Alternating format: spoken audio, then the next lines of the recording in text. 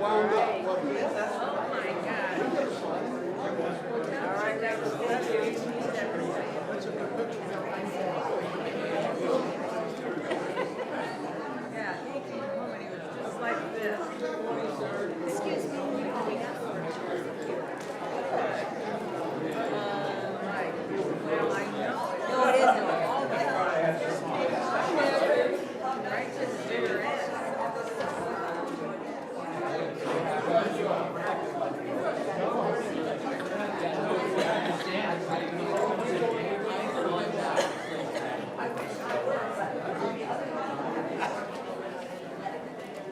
It is not mine.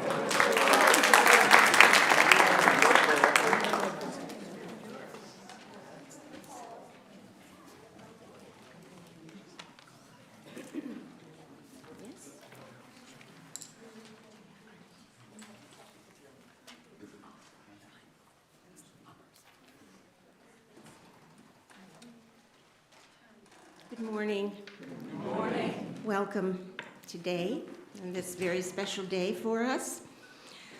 We light our chalice in honor of all the love and work, joy and support we have helped to create the church community we have here today.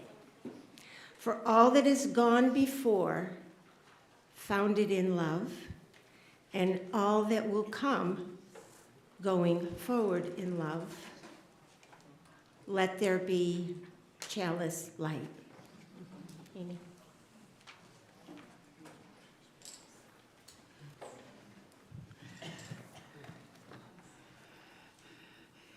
In the beginning, there was darkness. And somewhere around 1998, a group of people met together and they said, "Let there be chalice light." Those people had an idea that they would start a church. They would start a congregation of their own somewhere right around here. Congregation founded in love, respect, and a desire to go forward together. And they weren't really sure what they were doing. They weren't sure it was going to work, but they didn't wait around. They tried out ideas and they made phone calls. And in their work and their calls and their planning, long before the first service was ever held, a congregation was born. Before there was a minister, a piano, or a choir, before there was a DRE or this amazing sanctuary, there were people. And they said, let's teach and learn and worship somewhere together. Let's be a community. And we get to celebrate that community today, 25 years together. Give yourself a round of applause.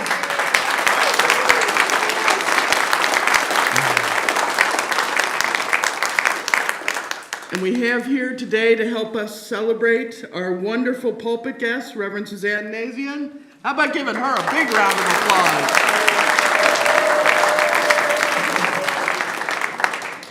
And take just a minute on this wonderful day to say hello or to greet your neighbor or to introduce yourself. Take just a minute, please.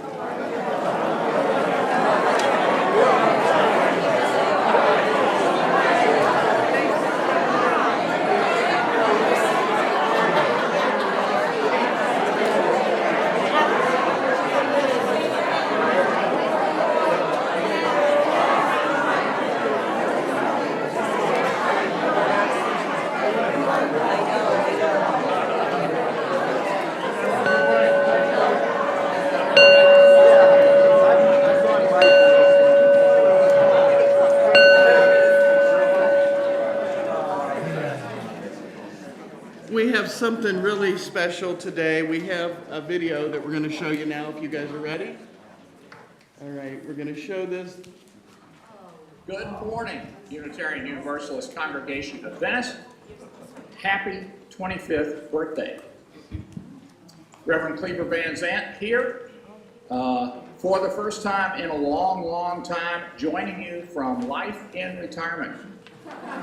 And since I've talked to very nearly none of you for ages and ages, I want to let you know that Linda and I are doing well, and that all 7 of our 40 and 50-something children are as well as can be expected as well. Though Linda's 90-something-year-old mother has been through some rough patches, and so we've been on the road between Venice and Austin, Texas, quite often in the last couple of years. After I retired, we did get to go to the United Kingdom for 3 months in 2022, which was thoroughly delightful. The highlight of that trip for me was renting a 57-foot-long narrowboat and sailing ourselves around the canals of the English Midlands for 3 weeks. But enough of that. This is your congregation's 25th birthday. How exciting to have come so far in so short a time. I remember being with you way back during your sweet 16th birthday celebration, and from the pulpit, I think I likened the congregation at that point to an adolescent who naturally, like most 16-year-olds, is convinced they already know it all, even as they stub their toes sometimes. And then while I was with you that next 7.5 years, I saw you grow and keep growing. I saw you keep refining your governance system, keep professionalizing your staff, keep adding to your ability to do digital outreach, keep getting your name out there as the best place to find a spiritual home here in Venice, Florida. As I read about your exploits now, I see that you continue to succeed even as you face challenges.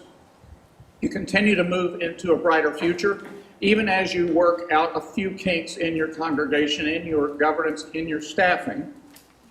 You continue to move ahead with an energetic flock of new members, even as our local, national, and international situations pose huge, huge peace and justice issues for all of us.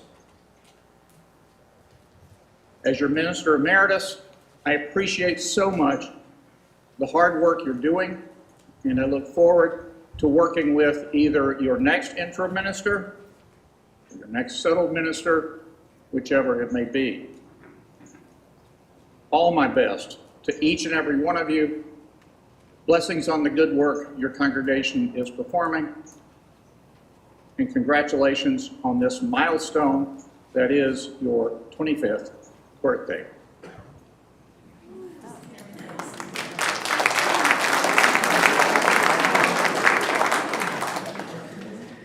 And we're going to start things off with a great song. Our gathering hymn this morning is number 347, Gather the Spirit. So please rise in body or spirit as you are willing and able, and join me in number 347, Gather the Spirit.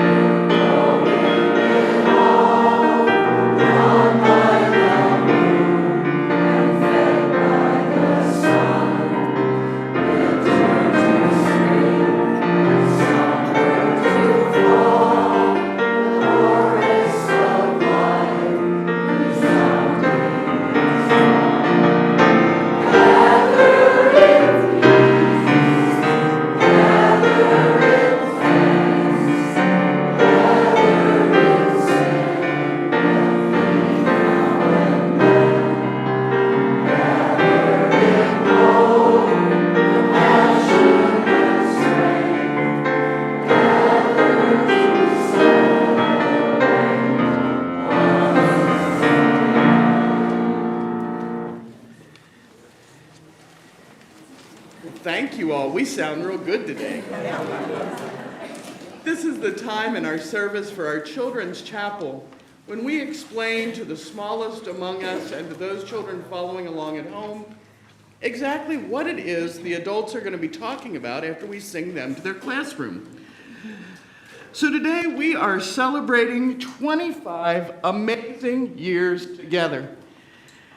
This church isn't 200 or 300 years old. We are a baby church. And what does that mean? Well, that means we've had to work out a lot of things in 25 years. Can you imagine starting a church from scratch?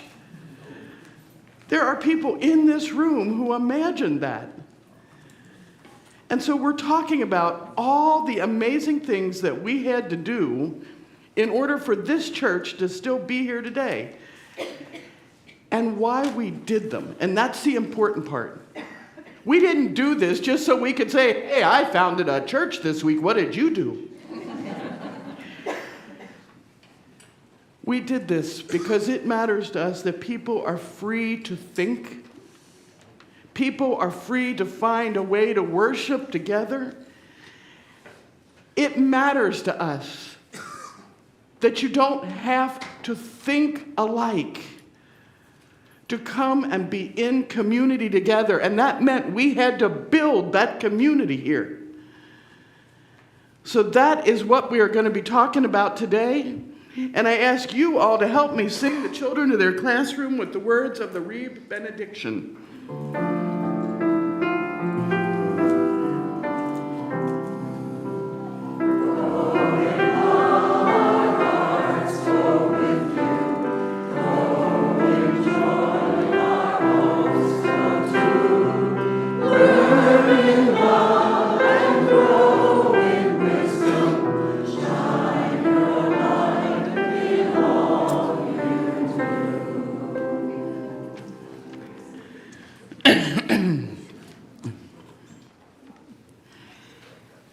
We have an offering every week, not to raise a lot of money, but to remind us that generosity is a spiritual practice.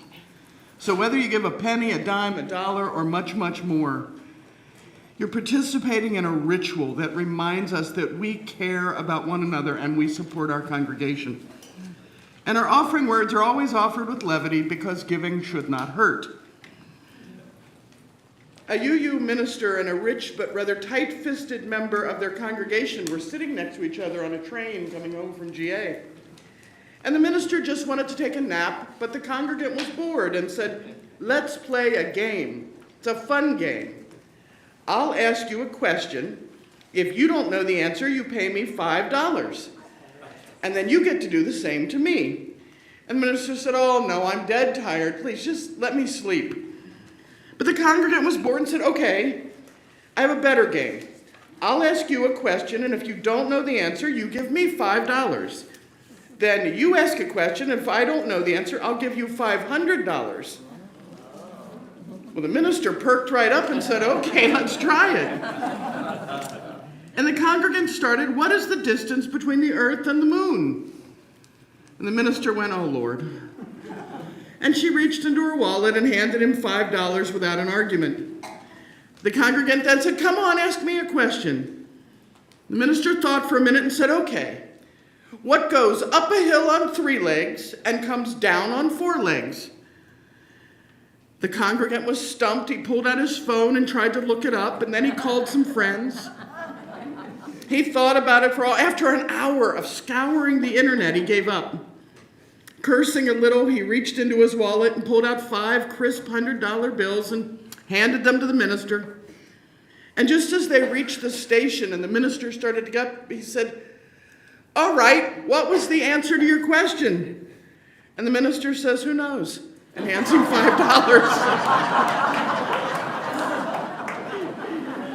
I'm too kind to ask you to play a game, so the morning offering will now be given and gratefully received.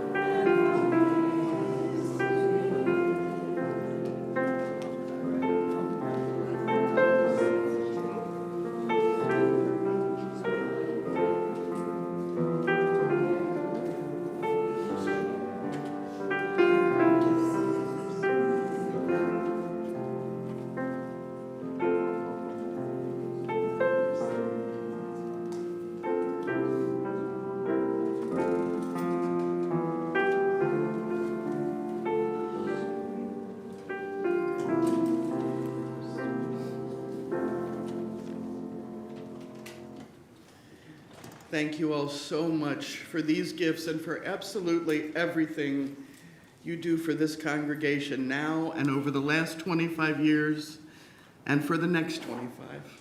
Thank you. We're entering into a time of sharing our joys and our concerns, and you can raise a hand. Someone will bring you a microphone. Please share only with permission.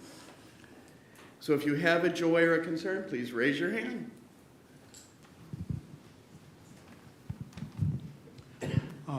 I want to personally welcome back Reverend Susanne Nazian. She is the reason why Serena and I joined this congregation. And I also want to acknowledge the work that my wife done in putting this together. Think about it, getting a bunch of Unitarians to agree on something is a monumental feat, and thank you, Serena.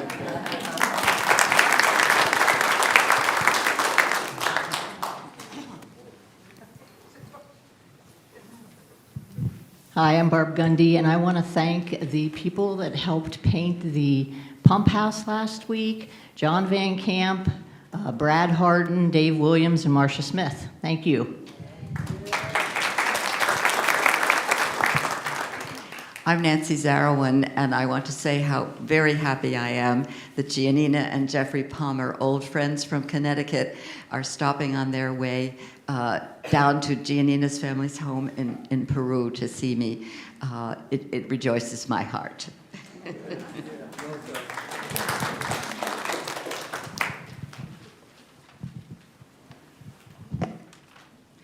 Good morning. My name is Lisa Hake, and I'm visiting for the weekend. And my parents were Teresa and Walter Hake, and they were... I wasn't expecting that. My father passed away in 2017 here in Venice, and my mother moved up to Minneapolis to be near my sister a few years after that, and she passed away a year ago this week. And she was cremated, and so I brought her ashes down this week, and my siblings and I attended her burial at Sarasota National Cemetery, where my father is buried. And it's been a wonderful trip, and mostly this weekend I've just wanted to go to the places that I went with them and the things that they really appreciated. And this was a place we came every time I visited. They really treasured this community. It's a happy coincidence that I'm here on the day that you're celebrating your anniversary. But they were founding members, and so thank you for continuing this.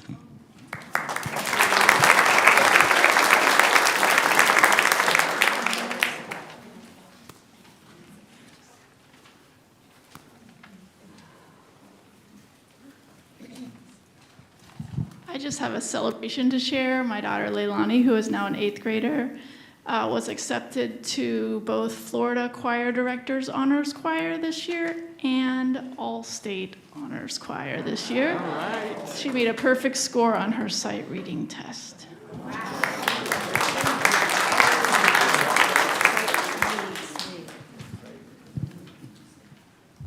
Hi, I'm Pauline Adam, and I just had to get up and share my amazing joy and happiness.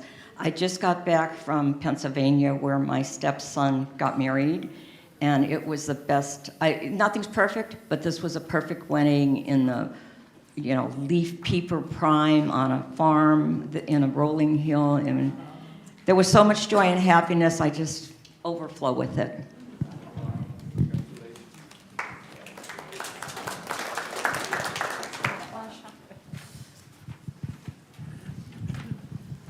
Okay, I have to say this too. Last Sunday, I was on my way back here from Oswego, New York, where we had a celebration of life for my brother, Andy Nelson, who was a professor at Oswego. And I learned so many things about what he did for the environment and the love of nature in central New York. He was a botanist. He contributed to the flora of New York State and did many, many wonderful things in that area and opened the love of nature to many school children and community members.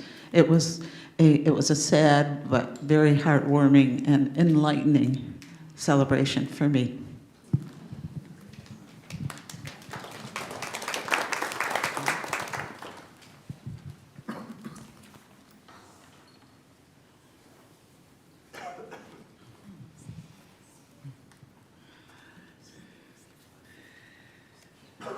May the love of this community hold all. May the light of our community shine on the broken places of the world. May we never look away when we're needed. May those who are grieving be comforted. May those who are tired find rest. May the broken places be healed. And may those who are filled with joy and laughter be abundant. And I think, Serena, you're going to do some introductions for us.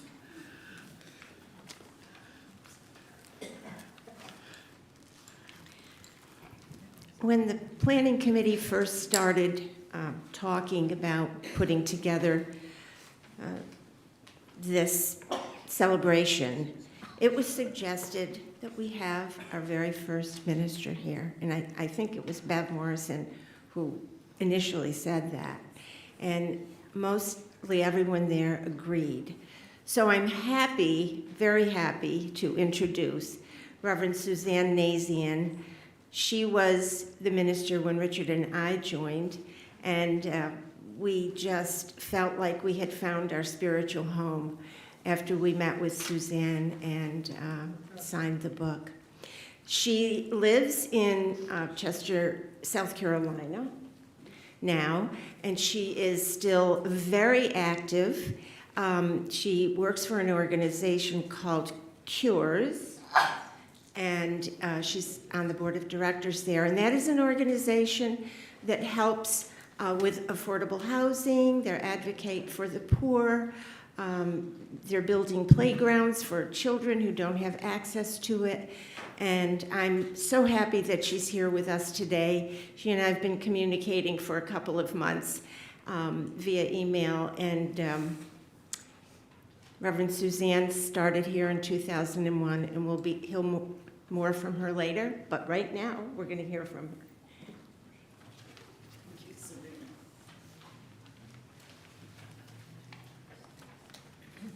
Good morning.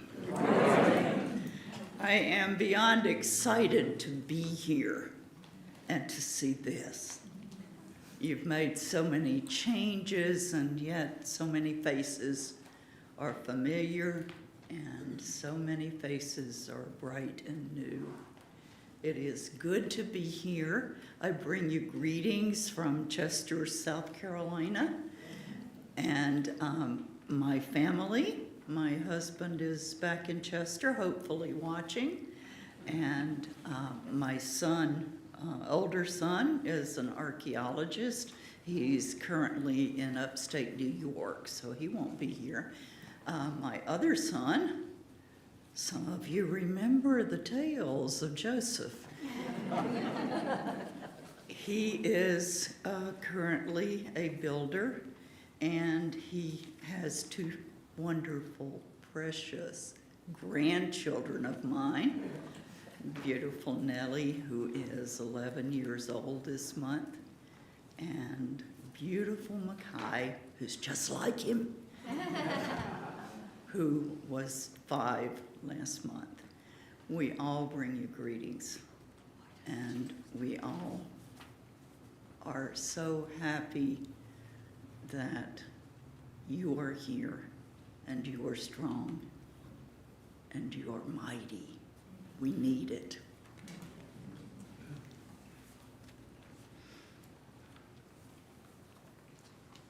The reading this morning, now I'm famous, I think, for messing up the order of service. The reading is from the Reverend Eileen Karpelis. I first read it at the Easter morning service when we first worshiped in this sanctuary. I will never forget as we processed in Maureen Lee wearing bunny ears. It was a day of celebration, a day of joy, and so many of you were here on that special day.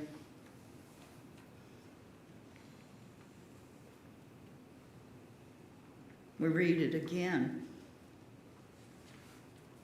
We read this again on our 10th anniversary,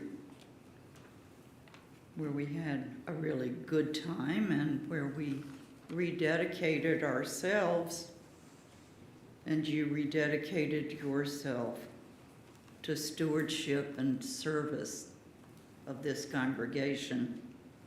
So now that we've again come together to celebrate, somewhat unbelievably, your 25th anniversary, I bring the reading to you again.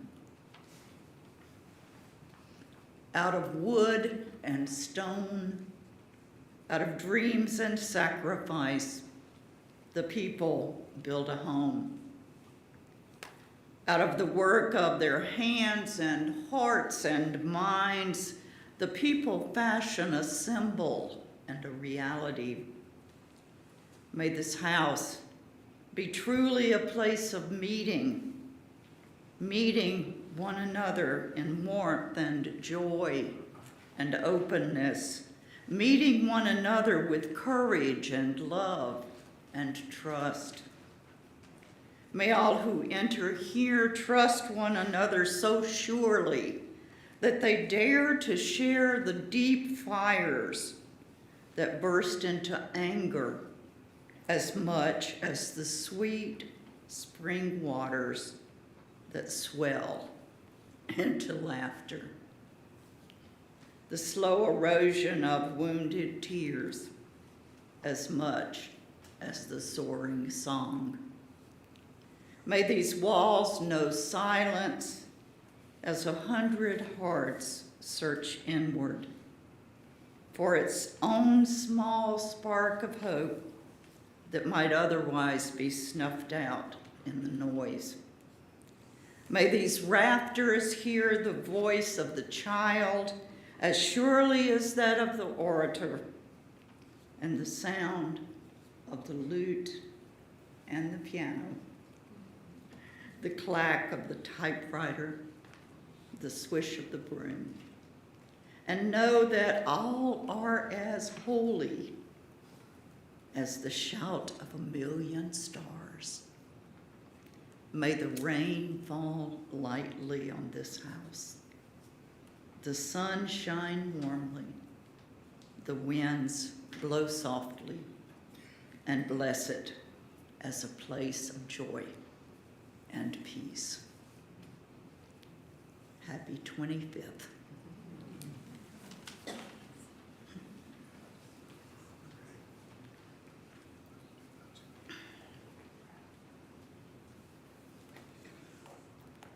I am thrilled to be back among you.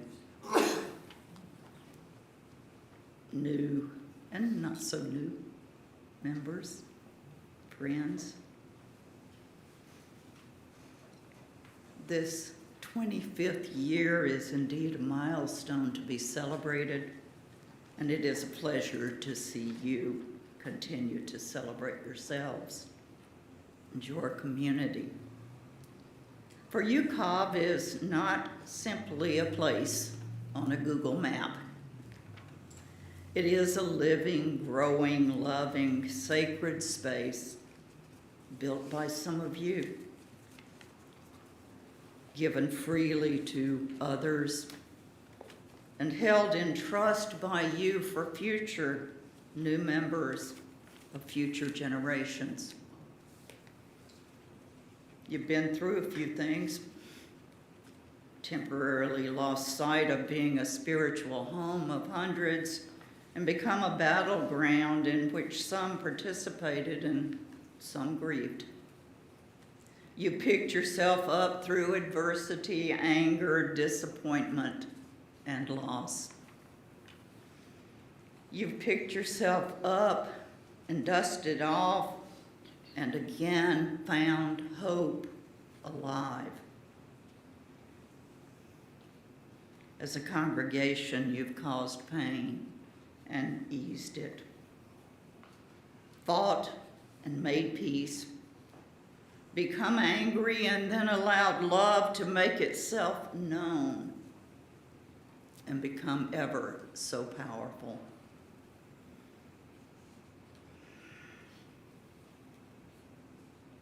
I get a little emotional.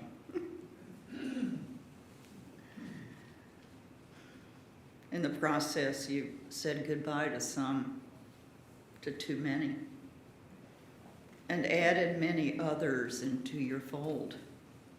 You have, in other words, become a stronger and wiser community. I remember the day the Iraqi war began.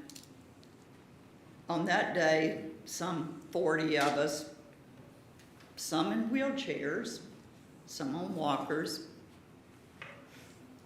stood just over the bridge in downtown Venice to protest our government's choice to fight in yet another foreign war.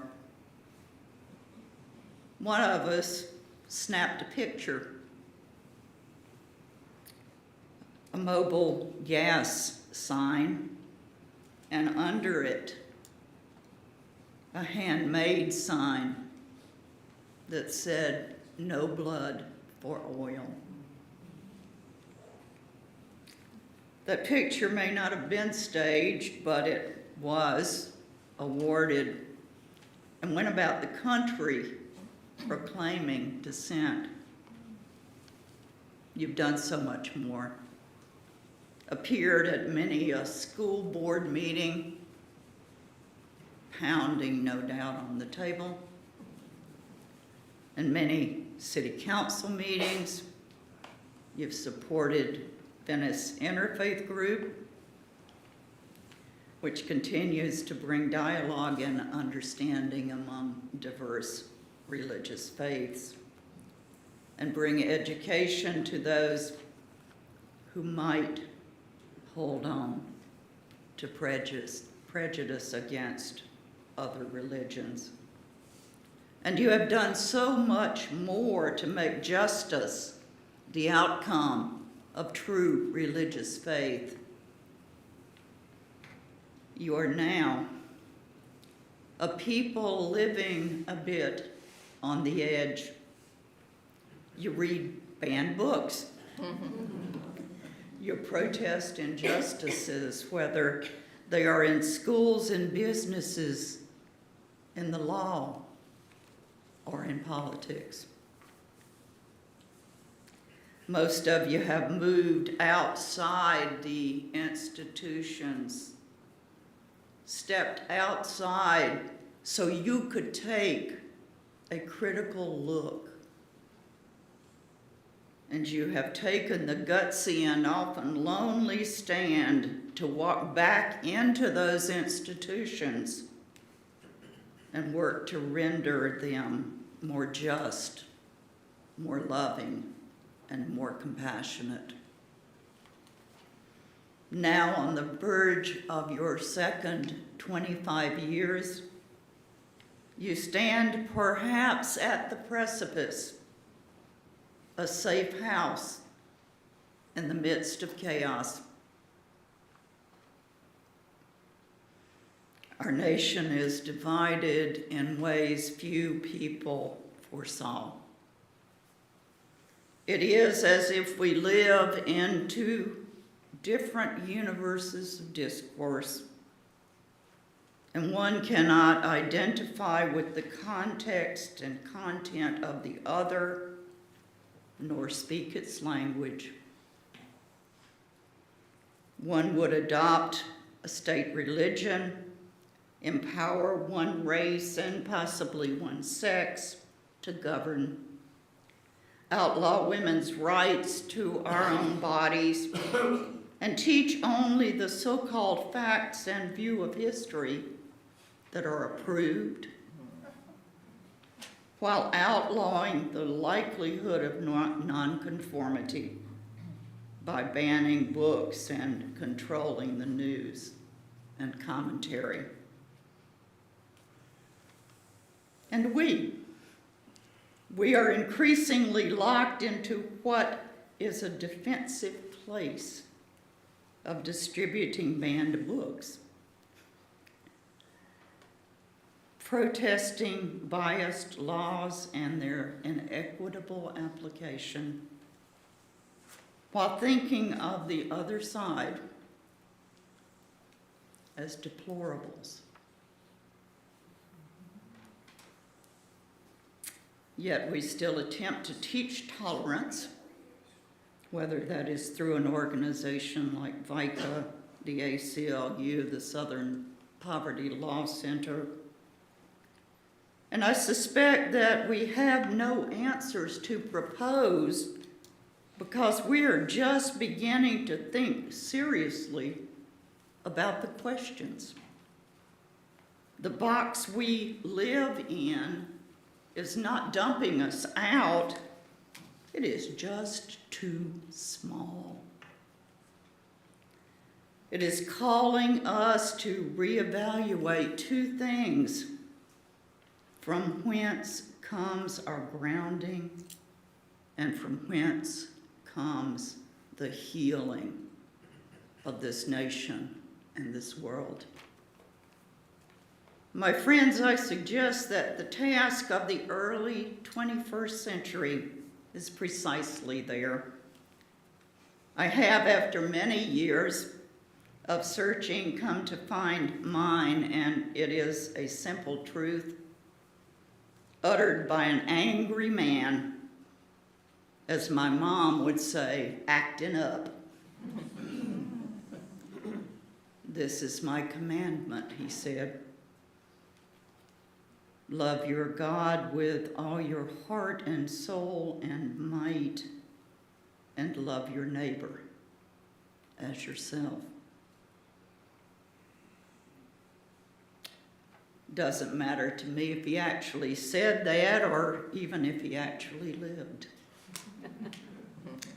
I can't see this God he speaks of except in the eyes of someone who looks at me with love, or in the wind blowing up through the trees, softly, soundlessly moving the branches in the still forest. And there alone, the words, "Be still and know that I am God." No more than that and no less. A wise man from this congregation once said to me, "I've been all over the world. I've encountered many religions. And I have found truth in each one of them, but the truth in none."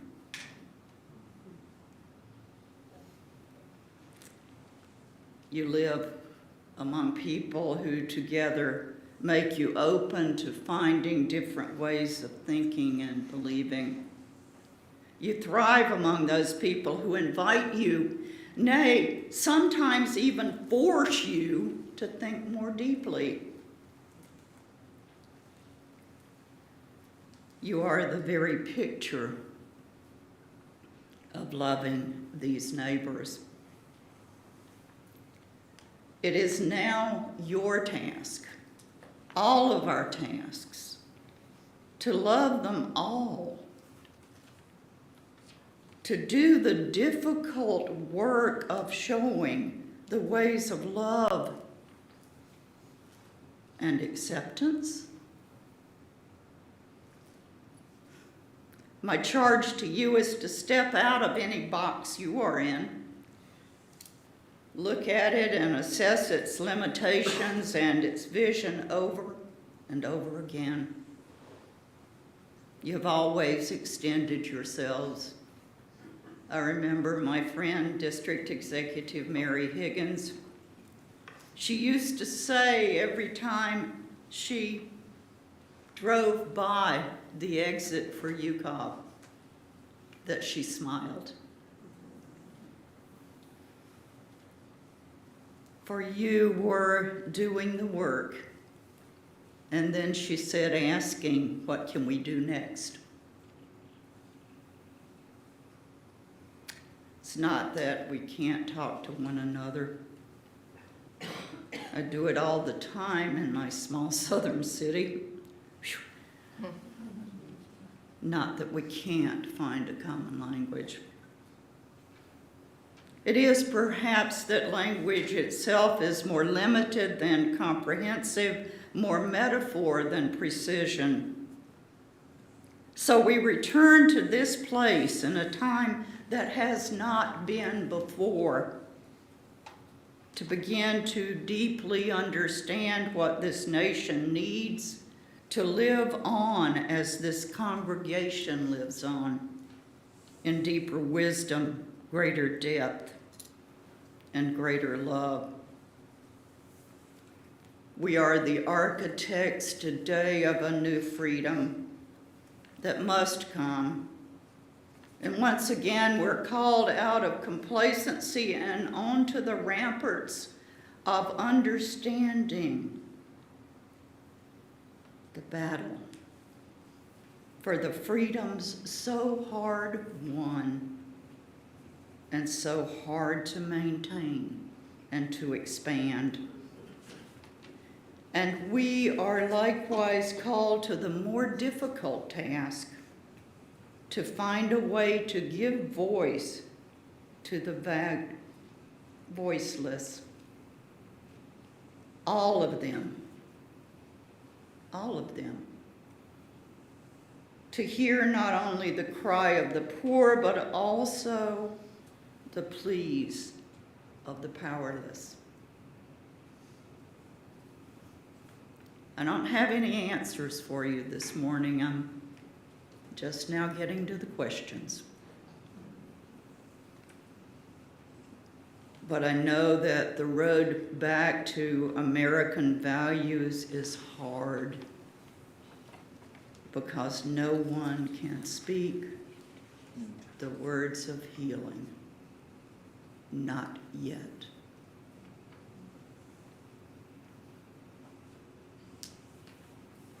And so I charge you and people like you, we have to learn to live together. Begin there, my friends. And the way will be found. I believe that. I have to believe that.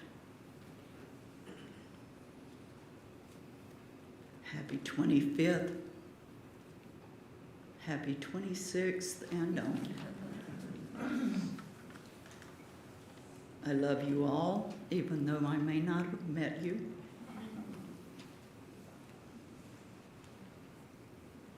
Love one another. Amen and amen.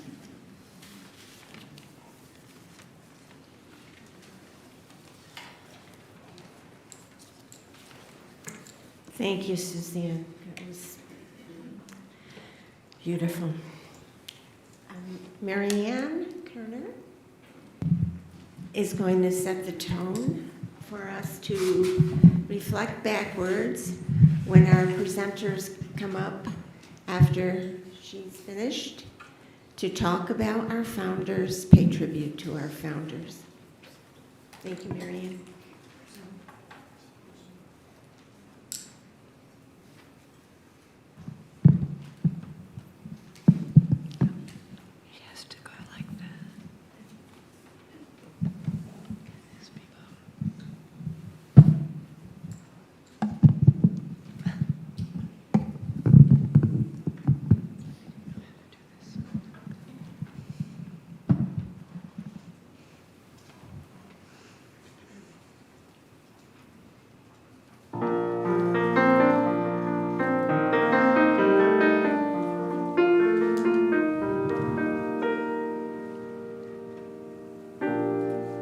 Memories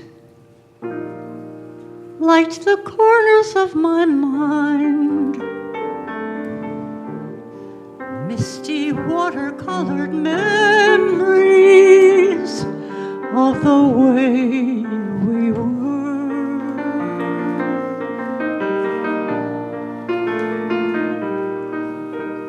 Scattered pictures of the smiles we left behind, smiles we gave to one another for the way we were. Can it be that it was all so simple then? Or has time rewritten every line? If we had the chance to do it all again, tell me, could we? Would we? Memories are so beautiful, and yet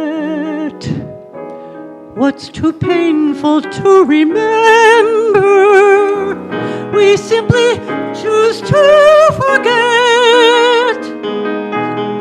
So it's the laughter we will remember whenever we remember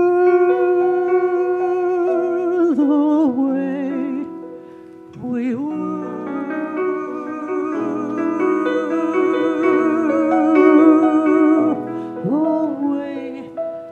We were.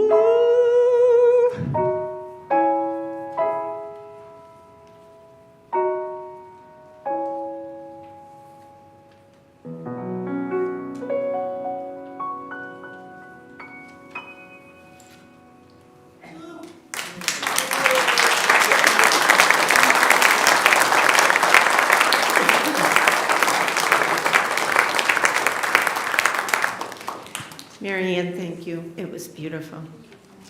Okay, we are taking 15 minutes to salute our founders, our pioneers. So please come up. Kendra Munns, Carol Jacobs, Henry Bright, and Marilyn Amick. And they're going to be talking about our founders. Now, they were not founders, but they were charter members. And they were there, most of them, right from the beginning. So we had 39 charter members, and we have 5 still with us. 4 of them, and Marilyn's husband, Charlie, who is here with us today. Where is Charlie? Okay, great.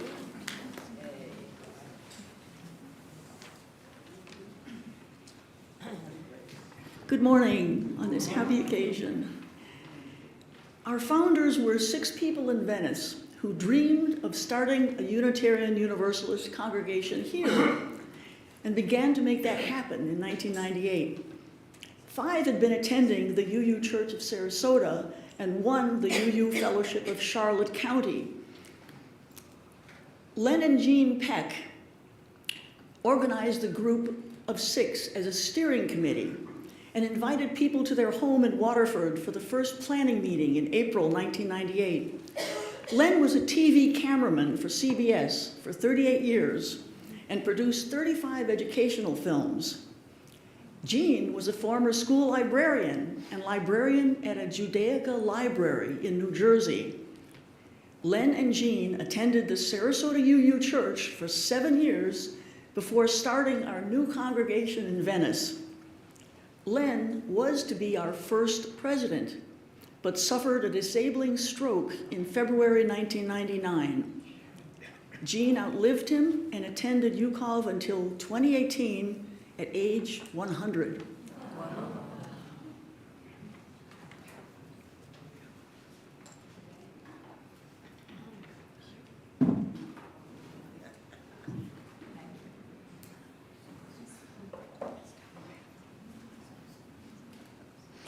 I'm going to talk about Marilyn and John Richards. Marilyn and John recommended the name UUCOV, Unitarian Universalist Congregation of Venice. They used the term congregation to differentiate ourselves from a church. Marilyn was an artist, and she made the first chalice that we still use today.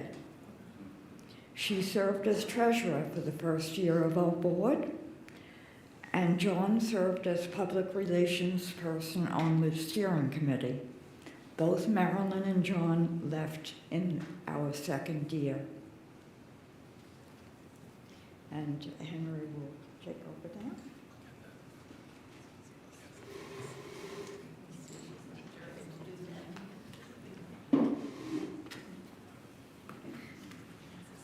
Nancy Stone joined the steering committee at the May meeting. She wrote children's novels and became an associate professor of English at Western Michigan University before retiring to Florida and attending the Sarasota UU Church. She, like the others, was tired of driving the 50-mile round trip to the Sarasota Church and unhappy with recent developments there. She became our archivist. She led meetings on long-range planning, and she attended UUCOV well into her 90s until 2018.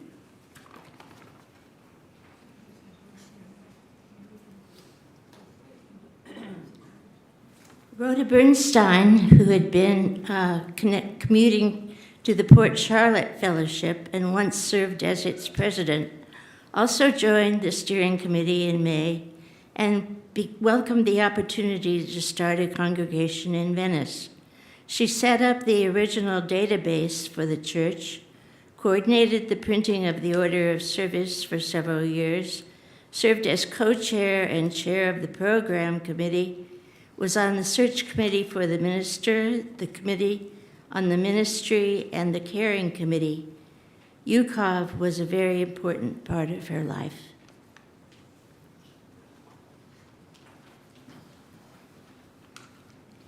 After a follow-up meeting in June 1998, it was clear that we had enough commitments to reach the 30 charter members required to apply for membership in the Unitarian Universalist Association.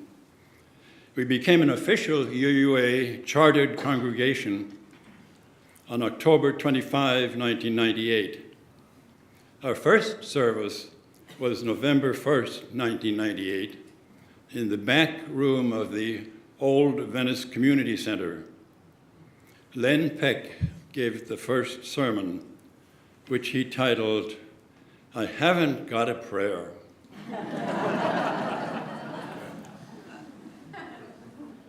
A plaque honoring the 6 founders was dedicated in 2010 near the Founders Grove of 6 pine trees.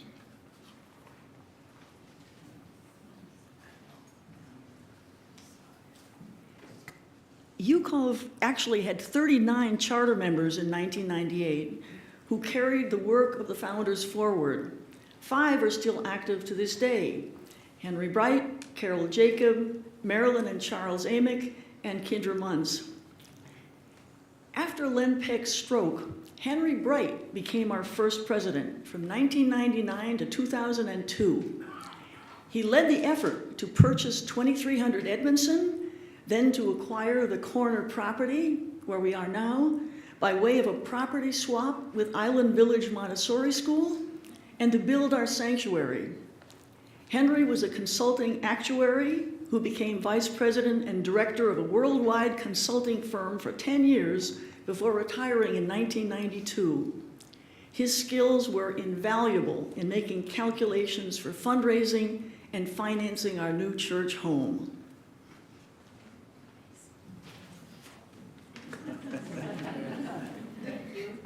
Thank you, Henry.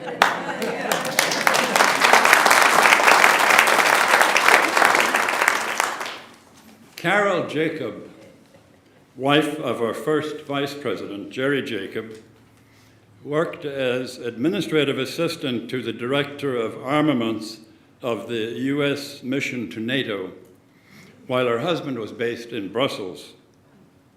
In UUCOV, she organized the first Dinners for 8 and participated actively in social justice issues such as the March for Women's Lives in Washington and the paper ballot initiative for voting in Sarasota County. Her husband, Jerry, was also a charter member.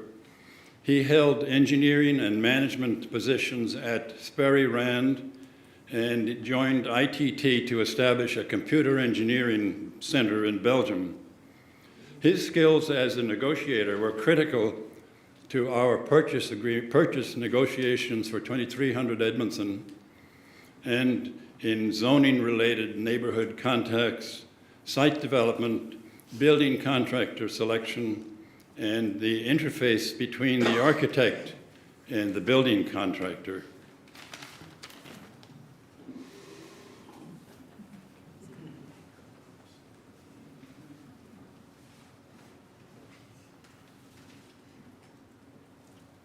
Marilyn Amick is an artist who served on our first UUCOV board. She also is very strong and mowed the lawn at 2300 Edmondson. Helped Kenny Waters install the irrigation system and worked with the landscape architect for our new sanctuary. She still creates the artwork and papers for the memorial book and the banner showing the names of legacy friends. In earlier years, she was a hand weaver in the garment industry, a copywriter, editor of a national craft magazine, teacher of blind children, and a shop owner who sold vintage fashions. Charles worked on his father's farm, taught high school, worked as a car salesman, and then as a librarian for 27 years in the New York Public Library System. Charles, raise your hand.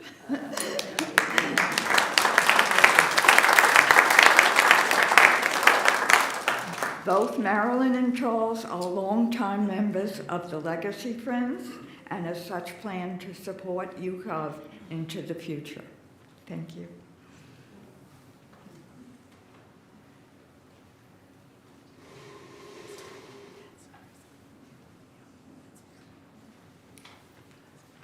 Kendra Muntz served on various committees at UUCOV: Public Relations, Site Committees, Membership, Social Justice, and the Board of Trustees.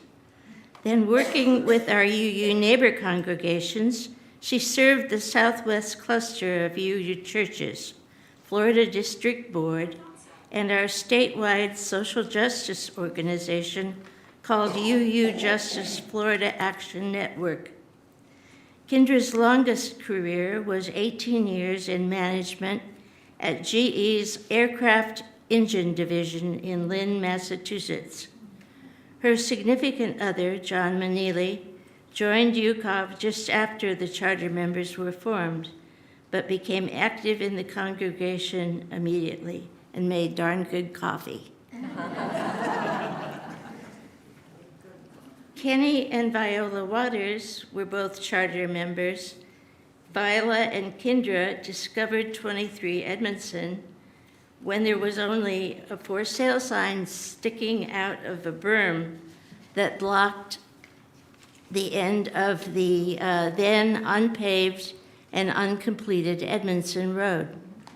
Viola was a realtor in the area and had a good eye for property. Kenny served on the first board and created a model for expanding the house at 2300 to use as our sanctuary. But after we realized that we needed to build a separate structure, he did the maintenance for our new sanctuary as well as for 2300 and created the fountain in the pond. Both Kenny and Viola had a lot of life and bubbling personalities that warmed the hearts of many who came to UUCOV.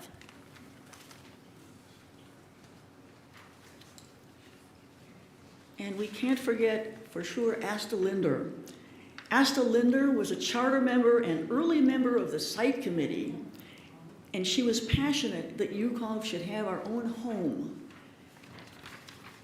I actually took her around one property and she loved it, but we couldn't, it wasn't available. So when we had this property over 2,300,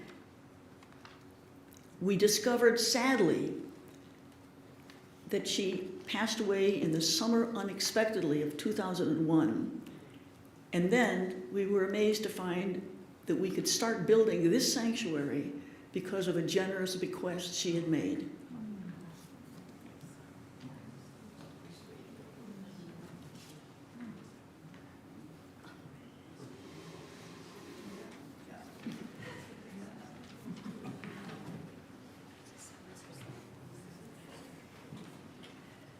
Okay, this is the first UUCOV Board of Trustees in 1999. Henry Bright, President, Jerry Jacob, Vice President, Marilyn Richards, Treasurer, Jean Human, Secretary, and Marilyn Amick, Kendra Muntz, John Manili, and Kenny Waters, Trustees.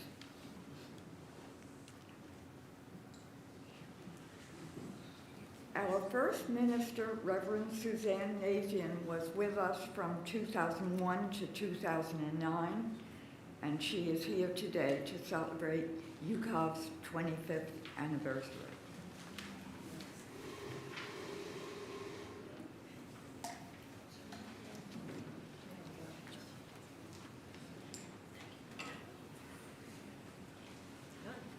We will resume the service now with Reverend Amy conducting the meditation. And I'm going to sneak off because I have to check on the luncheon. And please don't, as my mother would say, dilly-dally here. Come right over to the hotel for those of you who are registered. Sorry. Can we get a hand for Serena for everything today possible? Thank you, Serena. We're all just going to take a few deep breaths so that this doesn't become a hostage situation. I'm trying to get you out of here. A few deep breaths. Center yourselves. And I'm going to ask that Lisa go ahead and start the interlude. Thank you.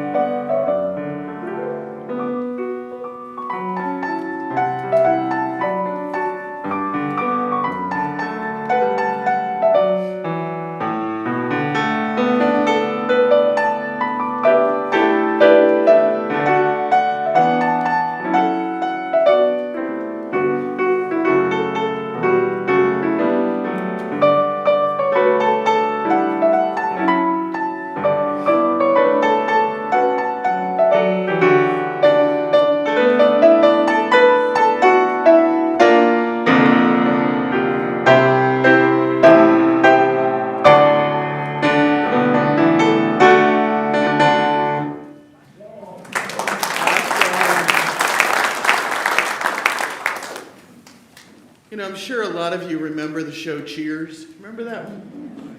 Remember the happy little song they sang at the beginning? Making your way in the world today takes everything you got. Taking a break from all your worries sure would help a lot. Wouldn't you like to get away?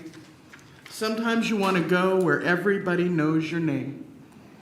And they're always glad you came. You want to be where you can see that our troubles are all the same.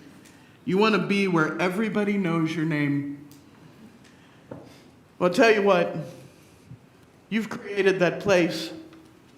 25 years ago, you built a house, or at least you started to.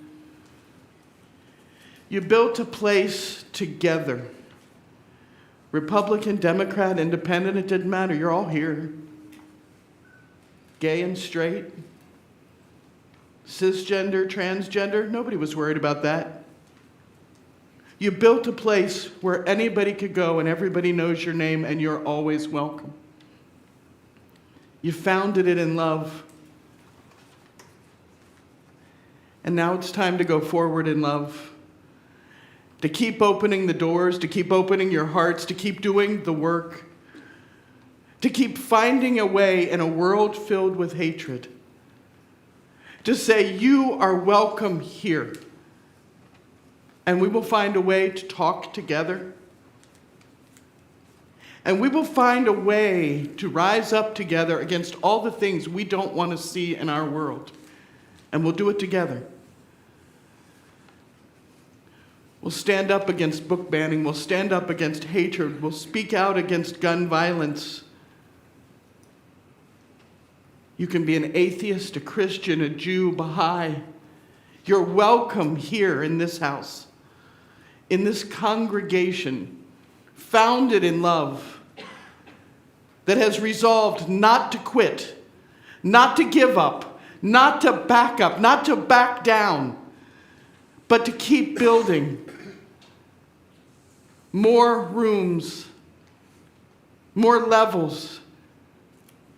You've resolved to go deeper into spirituality, into building your own theologies. You've resolved to go higher into speaking out, into standing up for what you believe, into siding with love over and over again. Thank you so much for allowing me to be your interim minister. You are amazing. Happy 25, and I look forward to hearing about you for the next 25. Give yourselves a round of applause.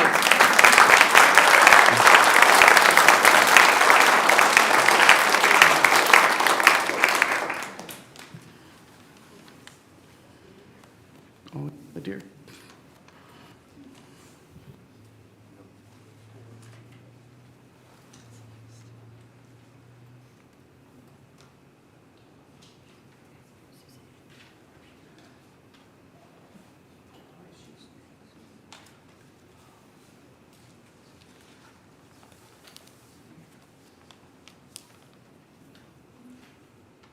May the light go with you wherever you go.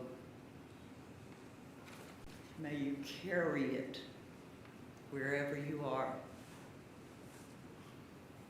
And may you come back with the light and have it renewed in this place of worship. May it ever be so for all of you.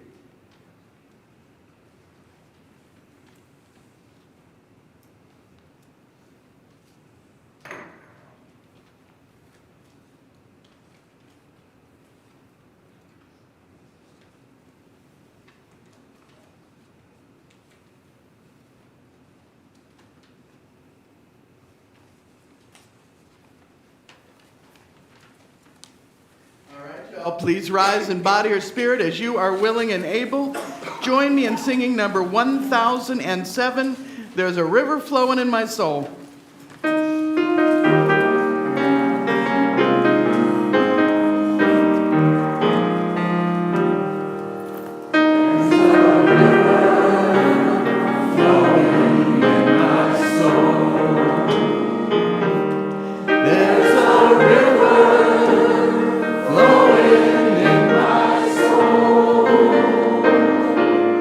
And it's telling me that